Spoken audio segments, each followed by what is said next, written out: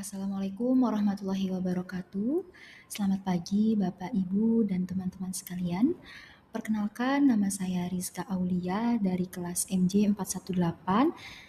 Pada kesempatan ini, saya akan mempresentasikan terkait dengan strategi Indonesia menghindari middle income trap melalui kebijakan fiskal, moneter, dan utang luar negeri.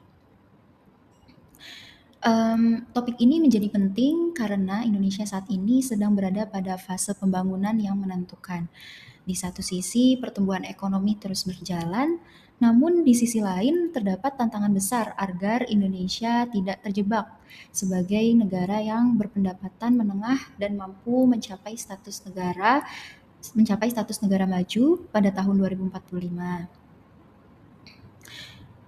Sebelum itu, mari kita pahami terlebih dahulu apa yang dimaksud dengan middle income trap. Secara sederhana, middle income trap adalah kondisi ketika suatu negara berhasil keluar dari kelompok negara miskin, tetapi kemudian mengalami kesulitan untuk naik menjadi negara berpendapatan tinggi. Beberapa penyebab utamanya antara lain rendahnya produktivitas dan inovasi, ketergantungan pada komoditas, kualitas sumber daya manusia yang belum optimal, serta meningkatnya biaya tenaga kerja yang tidak diimbangi dengan kemajuan teknologi. Jika kondisi ini terjadi dalam jangka waktu yang panjang, dampaknya adalah pertumbuhan ekonomi melambat, daya saing menurun, dan kesempatan untuk meningkatkan kesejahteraan masyarakat menjadi lebih terbatas. Beberapa negara seperti Brazil dan Meksiko pernah menghadapi kondisi seperti ini. Sementara Korea Selatan, Taiwan, dan Singapura berhasil keluar melalui transformasi ekonomi yang konsisten. Pertanyaannya, apakah Indonesia memiliki risiko mengalami kondisi middle income trap ini? Jawabannya adalah ya. Dan terdapat beberapa indikator yang perlu menjadi perhatian. Pertama, produktivitas tenaga kerja Indonesia masih relatif lebih rendah apabila dibandingkan dengan beberapa negara yang ada di ASEAN.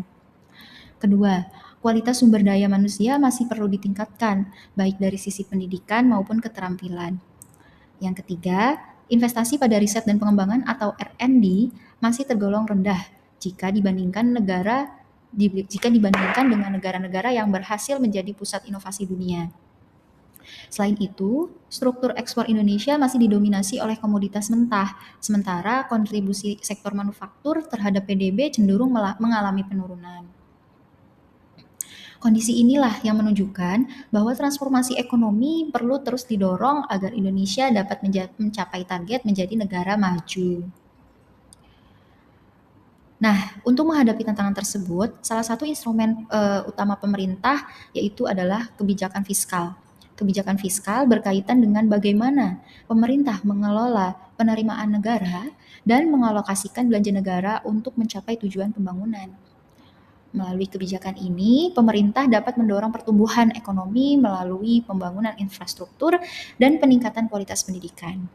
Selain itu, kebijakan fiskal juga berfungsi menciptakan pemerataan melalui sistem perpajakan dan program bantuan sosial yang tepat sasaran. Di sisi lain, kebijakan fiskal juga berperan untuk menjaga stabilitas ekonomi ketika terjadi perlambatan atau gejolak ekonomi. Beberapa strategi fiskal yang dilakukan di Indonesia diantaranya yaitu meningkatkan investasi pada pendidikan dan kesehatan untuk memperkuat kualitas sumber daya manusia. Kedua, mempercepat pembangunan infrastruktur yang produktif, terutama di bidang logistik dan konektivitas digital.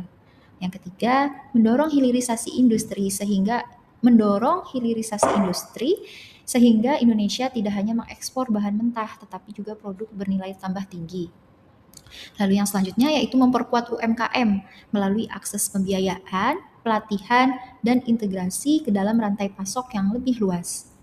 Dan yang tidak kalah penting lagi yaitu adalah reformasi perpajakan agar kapasitas fiskal pemerintah semakin kuat untuk mendukung pembangunan jangka panjang.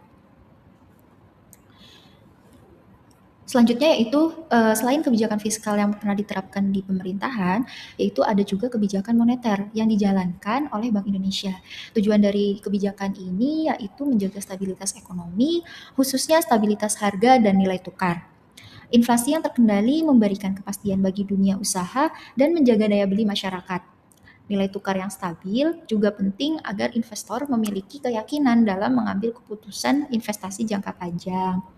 Dengan demikian, kebijakan moneter menjadi fondasi penting bagi terciptanya iklim ekonomi yang sehat dan kondusif. Dalam konteks menghindari middle income trap, terdapat beberapa strategi moneter yang dapat dilakukan. Pertama, yaitu menjaga inflasi agar tetap terkendali melalui pengaturan suku bunga yang adaptif terhadap kondisi ekonomi.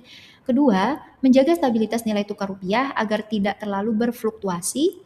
Ketiga, mendorong penyaluran kredit ke sektor-sektor produktif seperti manufaktur, teknologi, kemudian industri dengan yang bernilai tambah. Lalu yang keempat, yaitu memperluas inklusi keuangan sehingga lebih banyak masyarakat dapat mengakses layanan perbankan dan pembiayaan. Dan yang terakhir, yaitu mendukung transformasi digital melalui pengembangan sistem pembayaran modern dan inovasi keuangan digital. Instrumen berikutnya yaitu utang luar negeri. Seringkali utang dipandang sebagai sesuatu yang negatif. Namun pada dasarnya, utang dapat menjadi alat pembangunan yang bermanfaat apabila kita dikelola dengan baik. Utang dapat digunakan untuk membiayai pembangunan infrastruktur, untuk menutup kebutuhan pembiayaan, dan mendukung transfer teknologi. Namun demikian, penggunaan utang juga memiliki risiko apabila tidak dikelola dengan baik dan produktif, seperti peningkatan beban pembayaran dan ketergantungan terhadap pembiayaan eksternal. Karena itu, yang menjadi fokus bukan sekedar jumlah utangnya, tetapi kualitas dari pemanfaatan utang tersebut. Nah, berikut adalah beberapa strategi yang dapat dilakukan dalam pengelolaan utang luar negeri. Yang pertama yaitu mengutamakan penggunaan utang untuk sektor produktif yang menghasilkan nilai tambah ekonomi. Yang kedua yaitu menjaga rasio utang pada tingkat yang aman dan berkelanjutan. Yang ketiga yaitu meningkatkan transparansi sehingga masyarakat dapat mengetahui bagaimana dana pinjaman tersebut digunakan. Lalu mengurangi ketergantungan terhadap pembiayaan luar negeri dengan memperkuat pasar keuangan domestik, serta memastikan bahwa utang mendukung proses industrialisasi dan transformasi ekonomi nasional.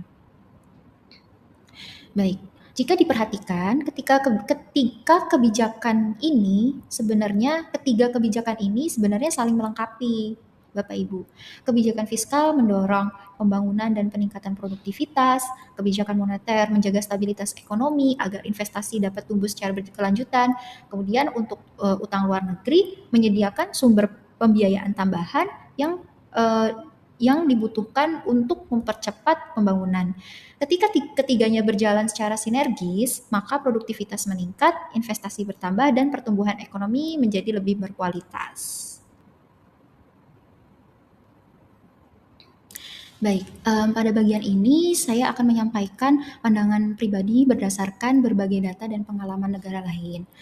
Menurut saya, faktor yang paling menentukan keberhasilan Indonesia untuk keluar dari kondisi middle income trap yaitu adalah kualitas dari sumber daya manusianya. Korea Selatan, Singapura, dan Taiwan menunjukkan bahwa kemajuan suatu negara tidak hanya ditentukan oleh kekayaan alam, tetapi terutama oleh kualitas manusianya. Sumber daya manusia yang unggul akan menghasilkan inovasi, meningkatkan produktivitas, dan menciptakan teknologi baru. Karena itu, investasi pada pendidikan, pelatihan vokasi, riset, dan pengembangan talenta perlu menjadi prioritas utama dalam strategi pembangunan Indonesia ke depan. Baik, sebagai penutup, menurut saya terdapat 5 poin utama yang dapat disimpulkan, yaitu yang pertama, middle income trap merupakan tantangan yang nyata yang perlu diantisipasi sejak sekarang. Kedua, kebijakan fiskal harus diarahkan pada investasi yang produktif, terutama untuk SDM, infrastruktur, dan hilirisasi industri. Ketiga, kebijakan moneter perlu menjaga keseimbangan antara stabilitas ekonomi dan dukungan terhadap pertumbuhan. Lalu yang keempat, utang luar negeri harus dikelola secara bijak dan digunakan untuk kegiatan yang menghasilkan manfaat jangka panjang. Dan yang terakhir, kualitas sumber daya manusia merupakan fondasi utama untuk keberhasilan seluruh kebijakan tersebut. Dengan sumber daya manusia yang unggul, Indonesia memiliki peluang yang besar untuk mencapai visi misi Indonesia Emas 2045 dan menjadi negara maju yang berdaya saing global. Baik, terima kasih Bapak Ibu atas perhatiannya. Demikian presentasi dari saya. Wassalamualaikum warahmatullahi wabarakatuh.